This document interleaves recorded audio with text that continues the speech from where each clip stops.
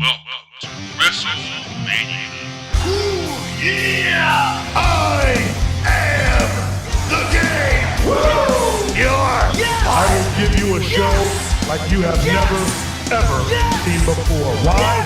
Because I am the best there is, the best there was, and the best that there ever will be.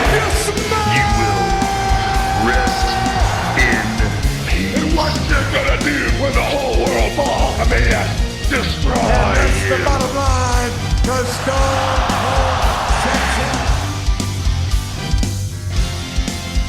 Hello all and welcome to another review for your boy Alyx Man's WrestleMania Review Series. Today, we take a look at Superstars and Stripes Forever, the title for WrestleMania VII, the 7th WrestleMania in our series.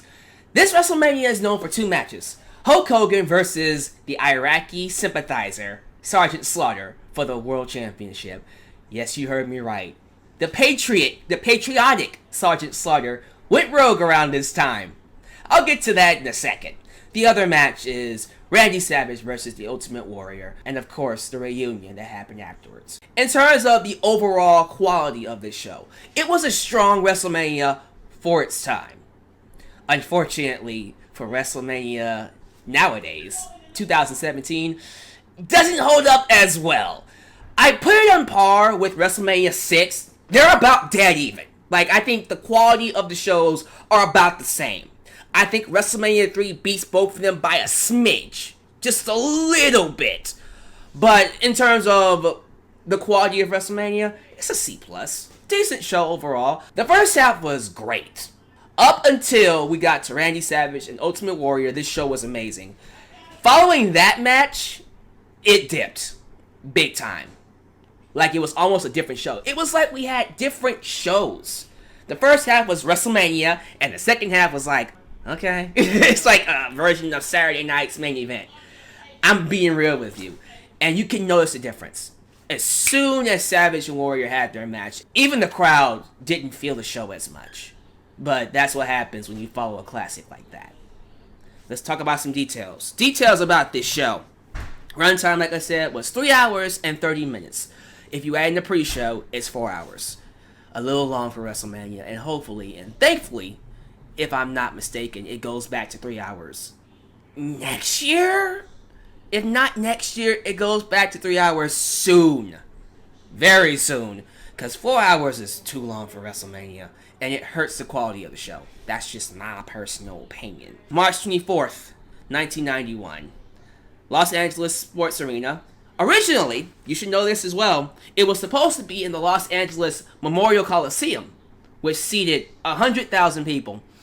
But WWE couldn't draw the audience to fill it, and so they made up some BS to change arenas, like, well, we couldn't put it in that arena because we're scared that people are going to come and attack Sergeant Slaughter. Back in the day when he was doing this Iraqi Sympathizer, he was basically telling people to shoot him. I'm not lying. This was during the Gulf War, where George Bush was sending us to war with Iraq, and he was siding with the enemy.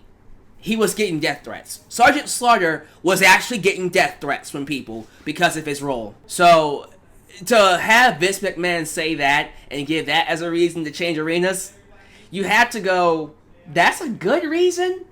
But we know you're BSing us. The real reason you changed arenas is because you couldn't fill that arena. Not at this time, at least.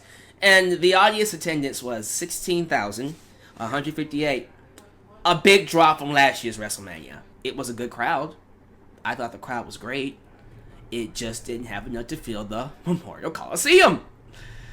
Commentary was Gorilla Monsoon on play-by-play, Bobby the Brain Heenan on color commentary, and we had a few guest commentators alongside them, Hacksaw Jim Duggan and Regis Philbin. You're wondering what happened to Jesse Ventura. I'll tell you what happened to Jesse Ventura. He was fired. The story goes like this. Vince McMahon at this time signed a deal to partner with Nintendo, the video game company. I think they were making a video game of WWF for WWF. And Jesse Ventura decided to sign some endorsement from Sega. And Vince said, don't do that. Don't sign any endorsements outside the people we're working with. And Jesse said, you don't owe me. I'm going to do what I want. Vince said, alright, you're fired. And Jesse was gone. Yeah, Vince is just as controlling as he was back then as he is today. As good and as awesome as Jesse and Gorilla was, let me tell you something. Gorilla Monsoon and Bobby the Brain Heenan are just as good, if not better. I would argue they're better. I know more about this commentary team than I do Jesse Ventura and Gorilla Monsoon. Again, Jesse and Gorilla were great, but if I had to choose between Jesse and Gorilla or Bobby and Gorilla, I'm going to choose Bobby and Gorilla. These two are a match made in heaven. They were, in my personal opinion, the perfect commentary team for WWF at that time. Until we get to you know who. But before that, these guys were amazing. And I loved the work that they did together. We had a few celebrities on here. We had Free Just Filming, Alex Trebek, Macaulay Culkin, Home Alone. Those of you who don't know who that is, you should. If you don't, I'm old. Thanks. Donald Trump, because we have to get more of the president. And the more you see him on WrestleMania, the more you realize, we're going to be in his pocket for a while, aren't we, WWE? And of course, of all people, Chuck Norris, which should make this show an A+, right? Alright, let's get to the show. Willie Nelson sings the national anthem. It was good. No complaints whatsoever. It's not as good as Gladys Knight or Aretha Franklin or Ray Charles, but I like Willie, and it was fine. It was serviceable. The first match was the Rockers, Shawn Michaels and Marty Jannetty, taking on the Barbarian, and who was it? Was that Haku? Yes, it was Haku. The Barbarian and Haku, alongside Bobby the Brain Heenan. On commentary was Hacksaw Jim Duggan and Gorilla Monsoon. Really good match. So far, this is the best WrestleMania opener we've gotten. This was great. Great mesh of powerhouse and high-flying tag teams. And this is the match that you start to realize, yeah, Shawn Michaels is going to be someone big. And honestly, there might be some people saying Marty Jannetty's going to be just as big as him because they were working well side by side. You start to feel that they're both going to be legit players for WWF in the near future. But we all know what happens really because we know who really stands out. But regardless, great match. Thank you. We got a strong, clean finish. No double countouts. No craziness. I actually appreciate this show more than WrestleMania 6 for the simple reason we don't have any double disqualification countouts and craziness. No, it's straight up clean finishes for the most part. And I appreciate that. And from here on, I think we start to get more of Shawn Michaels as a singles competitor, if I'm not mistaken, because next year is WrestleMania 8. I don't know if that's when he becomes a singles competitor. I think he might start that at WrestleMania 9, but we will see. Texas Tornado, Kerry Von Erich. Love the Von Erichs, me being from Texas. But no, I am a big fan of the Von Erichs. I love that family. I especially love Kerry and the Claw. He took on Dino Bravo with Jimmy Hart. I am not a fan of Dino Bravo. Did anybody back then like Dino Bravo? I really don't think he's all that special. I'm sorry. I don't know what the deal is with people saying he's cool. I don't like Dino Bravo. And in terms of him being the world's strongest man, there is nobody better than my world's strongest man, Mark Henry. Just saying. If you don't believe that, he gonna put you in the Hall of Fame, because that's what he do. Sorry, this is way before his time. Let's get back to the match. It was a decent match. Of course, the Texas Tornado won, because he's a Texas Tornado. He's Kerry Von Erich. Get used to it. Decent match, though. Next up is the Warlord with Slick. The Warlord was not one of my favorite wrestlers. I just thought he was another big guy that got TV time simply because he was big and he had muscles, and I'm not really understanding why people like him all that much. I didn't think he was all that great. He took on the British Bulldog, Davey Boy Smith, who should be in the Hall of Fame, and matches like this should tell you why. He was able to have a very fun, solid powerhouse match with the Warlord. I would dare say this is probably the Warlord's best match that he's ever had. This was a solid match. Davey Boy carried this man to what I thought was a surprisingly entertaining match. Davey Boy wins with his running power slam. I shouldn't say Davey Boy carried him. They both brought their A game. I'll be fair and say this was Warlord's best performance. I'll say that. But I'll say that he actually did his thing and brought his A game this time. Still not one of my favorite wrestlers. I'm being honest with you. Tag Team Championships. The Hart Foundation, Bret Hart and Jim Neidhart, taking on the Nasty Boys. Let's pause for a minute. Let me tell you something. I don't like the Nasty Boys. I never liked the Nasty Boys. I don't understand how they got into the wrestling business. I understand for the time being, and for that time especially, they were really good heels. They were easily hateable. And I can appreciate that. But as performers and what they've done and certain times, I'm not a fan of them. With that said, though, this was another good match. Another good match on this show. Like I said, the first half of this show was good. It was good. As much as I don't like the Nasty Boys, they were really good heels. They knew how to make you hate them. And they pulled out all the stops. They pulled out all the tricks, the false finishes, and that ending. Ooh, that ending when they basically were beat. They hit the heart attack. And I think it was Bret Hart who was being held down by Jimmy Hart. And then they hit Jim the Anvil Neidhart with the freaking megaphone. And then they won. Man, that crowd was mad. That crowd was pissed. And I was a little ticked off. I'm like, are you serious? These Bulk and Skull lookalikes. If you know where Bulk and Skull comes from, we can be friends. But these Bulk and Skull lookalikes beat the freaking Hart Foundation. No. But it was good. It was good for what it did. It got me to hate them. That's not something that gets done a lot, especially nowadays in wrestling. So it's good that even these kind of shows can elicit that response from me. Oh, this match. So, the blindfold match between Jake the Snake Roberts and Rick LaMotta Martel is one of those matches where half the fans love it and think it's a comedy genius, and the other half hate it and think it's one of the worst matches they've ever seen. I'm one of the people that think it's a comedy genius. I loved this match. First off, the story going into this match is that basically Jake the Snake Roberts was blind because freaking Rick Martel sprayed his eyes with arrogance because he's a dick. Roberts literally went months blind. He would show his eyes all messed up and contacts, of course, but they were all sideways and messed up and he couldn't see. He had to wear glasses and he would accidentally attack people thinking it's Rick Martel, and they played that up very well. Really good build to this match. Then we get to the match, the blindfold match. You would think that this match would suck. When you see Jake the Snake Roberts pointing across the ring and the crowd going, no, yeah, when he gets to Rick Martel, yeah, go get him. And then he goes to get him. And then Rick Martel scurries away. Rick Martel falling over himself, falling out of the ring. They would miss, duck, fall down. I was laughing. I was loving every single second of it. And it's one of those matches where I go, this is what wrestling is all about. It's fun. Yes, it's stupid.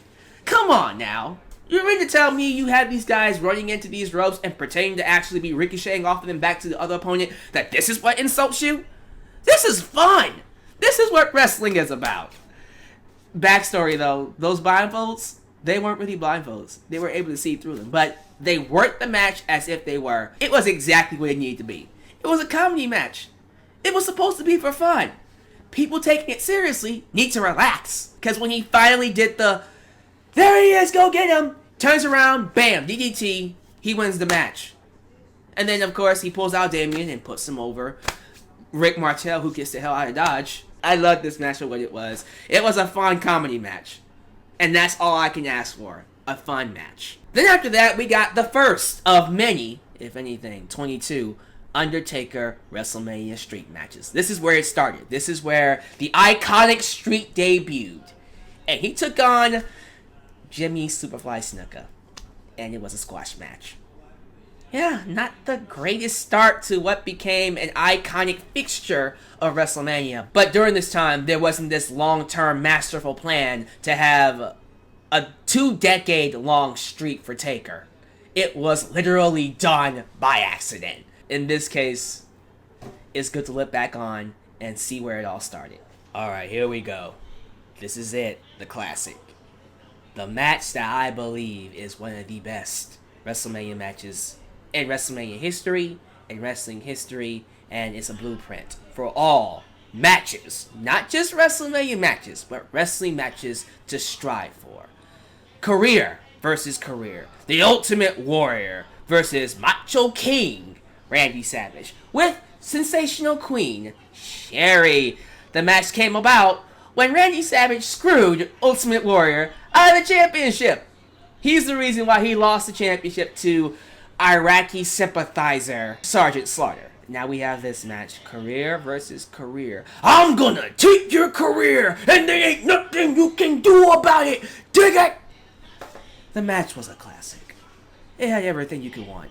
Everything about this match screams wrestling. Personally, one of my favorites. Definitely a top 10. It had a perfect combination of in-ring action, storytelling, legit near falls. Randy Savage hit the Ultimate Warrior with five elbow drops in succession.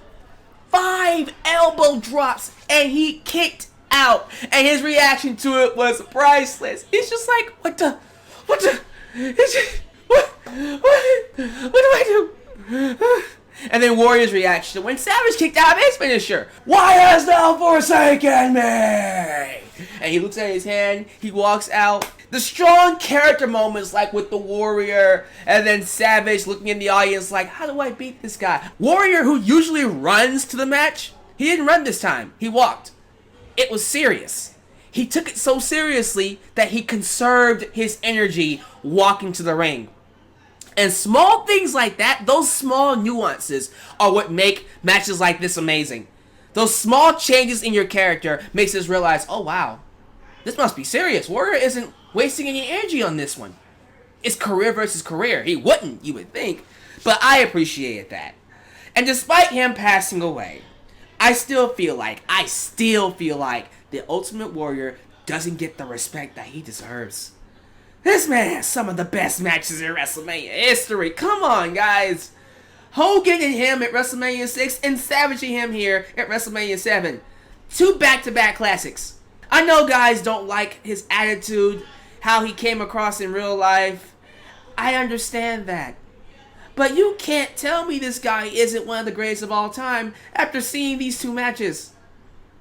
It's just ridiculous at this point how people argue that he's overrated. He didn't get carried in this match. He carried the match with Randy Savage. It's one of Savage's finest moments. Seriously, I know people talk about his match against, Hogan at number 5 and, of course, Steamboat at number 3. Both classics. This is another notch in his belt. This is another classic that Randy Savage has. I love this guy. Just a great match. I loved it. And even watching it now, and I've watched it so many times, it still holds up. Randy Savage loses. Trust me, he comes back, especially next year. But as of this night, when he lost, it was his retirement.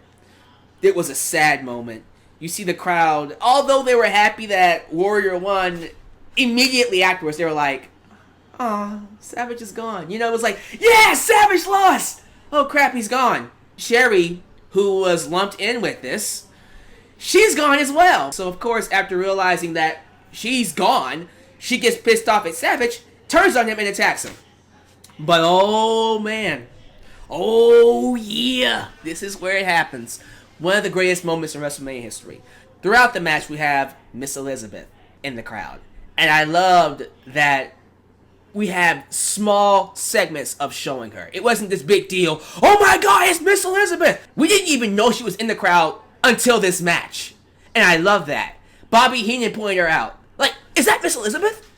The crowd didn't know she was there until she got into the ring. But I love that they did that. They kept her a secret. So when Sherry was beating up Savage, here comes Miss Elizabeth. Crowd lost their minds. And then Elizabeth grabbed Sherry by her hair and tossed her ass out of the ring. That was cool. Especially for Miss Elizabeth, because she didn't used to do anything. So we have Savage stand up. He gets tapped on the shoulder. He goes to hit whoever touched him. Realized it's Elizabeth. Thought it was Sherry, but it's Elizabeth. We have this awesome, well-acted moment where Savage is, oh my god, it's her. All the stuff I've done to you. What are you doing here? Because remember, Savage was a jerk. a complete jerk to Elizabeth, pushing her around, abusing her. There was that conflict of, man, I've abused you so much, why are you still here? And I love that you see Elizabeth mouth, I love you. And they embrace. That crowd was so happy. There were people crying. No, really, people were crying in the audience. They were in tears. You see them celebrating Elizabeth on Randy Savage's shoulders. And then, what I love about it, the small nuances is what make this awesome. Usually, Elizabeth holds the ropes for Savage to enter the ring or exit the ring. This time, Savage said, no, I'm holding the ropes for you. That was a big deal. He became a man. This was an amazing culmination of what I felt was years in the making for these two characters. What a great moment for WrestleMania. Another notch and the belt of Randy Savage. And honestly, I have to ask, WWE, why is Miss Elizabeth not in the Hall of Fame? Before there was a Sunny or a Sable or a Chyna or a Trish or a Lita or any one of those female wrestlers that we know and love. Elizabeth did so much for WWF, WWE. And she is definitely Hall of Fame worthy. Classic. All of this. Amazing.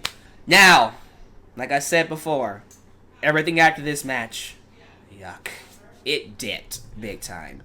Let's just run through it, really. Demolition, who is no longer Smash and Axe, or Axe and Smash, is now Smash and Crush, who are heels now with Mr. Fuji, taking on Tenryu and Kitao. I don't know who these guys are, and they beat Demolition. The crowd didn't know how to react to them either. It was pretty underwhelming. I didn't really know how to react to it. But Demolition lose to a random tag team. I don't know why.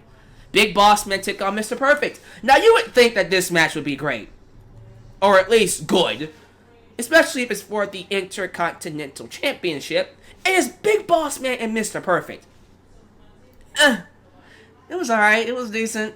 These guys worked a good match. I'll say that the match itself was good, but that finish sucked. What kind of finish was that? They didn't want Mr. Perfect to lose the championship. And in hindsight, that was a great move. But they could have done this a lot better. Really. It was cool to see Andre the Giant. To see him out there doing their thing. And then you have Andre go out there and he knocks out Mr. Perfect with the IC Championship. But then what happens? Here comes Haku and the Barbarian. They interfere and they get a DQ. What a lame finish. What I thought was a good work match that had a lame finish. It's one of the things that I would expect to see on Saturday night's main event. I would expect this to happen on that show. But at WrestleMania, lame. Big Boss Man won by DQ, and he shakes the hand of Andre the Giant. Earthquake took on Greg Valentine, who was a babyface. This is around the time where Greg was winding down his career, and I think eventually, not too long after this, he goes into the Hall of Fame. But Earthquake beats him to add more names to that big list of people that he continues to take down, because he's Earthquake. Average match. We have a tag team called Power and Glory with Hercules and Paul Roma. They took on the Legion of Doom. Guess who won this match? Rush. Love that team. Oh, this match. Okay. The $1 Million Man, Ted DiBiase, took on Virgil, his former assistant. The build to this match, fantastic. You had Virgil being abused, misused, and then he had enough. And the night that he actually turned on Ted DiBiase and got that humongous babyface pop. Beautiful. Wonderful stuff. I thought it was, even to this day, one of the greatest babyface turns in history. It was amazing. And he had so much momentum. He had a lot going for him. He had Piper in his corner. The stage was set for him to be a big star. Unfortunately, they didn't take into consideration that Virgil sucked inside the ring. He sucked as a wrestler. He was not a good performer. Very limited. He could move. But unlike Shane McMahon, who was a shock, Virgil was the opposite. He was not a good wrestler. And this match was bad. This match sucked. Oh my god. Virgil had literally 1 minute of offense, and it was carried by Ted DiBiase the rest of the time. And this was like, what, a 10-minute, 7-minute match? And then it ends in a terrible way. Piper was injured. He had a legit injury. It wasn't a work injury. He actually hurt himself in a bicycle accident. He was hurt. He was out there on crutches. Ted DiBiase decides to go outside and bully Piper, and he continues to knock him down, push him over, and he gets counted out. Yeah, DiBiase loses by count out to Virgil. Yeah. And then he beats up Virgil afterwards.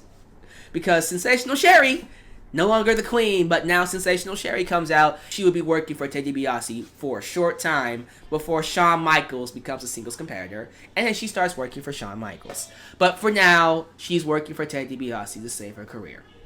They beat up both Piper and Virgil. And then afterwards, we have a cool moment where Virgil is telling Piper, "Get up! Be a man! You can do it!" Piper stands back up, and that was cool. It should be noted that Piper at this time was on commentary because he was doing movies and stuff like that. So he didn't really wrestle all that much. But following this, he does return to singles action. And man, he has a great match coming for him at WrestleMania VIII. Can't wait to talk about that one. I think after that, we got some match between the Monty with Jimmy Hart. And he beats Tito Santana in seconds because he had a taser. Moving on! We had the main event. The WWF World Heavyweight Championship. The Iraqi Sympathizer Sergeant Slaughter versus Hulk Hogan. This match basically was set up to be successful. There was no way in hell this match was not going to fail. Unless Hulk Hogan lost. And he didn't. It was a typical Hulk Hogan match. If you love Hulk Hogan and his matches, you love this match. It's not as good as Warrior. It's not as good as Savage. But it was a good Hogan match. Yeah, it was a good Hogan match. I believe this is his third run. Number 3. He has more to come. And trust me, I'm not going to be too favorable of the ones that are to come. But this one's fine. It was a good moment. He celebrated with the audience. But I will say this. Even I, right now, and I wasn't alive back then, I'm starting to feel the drag of Hogan. I'm starting to feel like, okay, this is getting a little repetitive. Alright, I'm starting to get a little tired of seeing Hogan in the same spot doing the same thing with the same people. Let's get some changes going.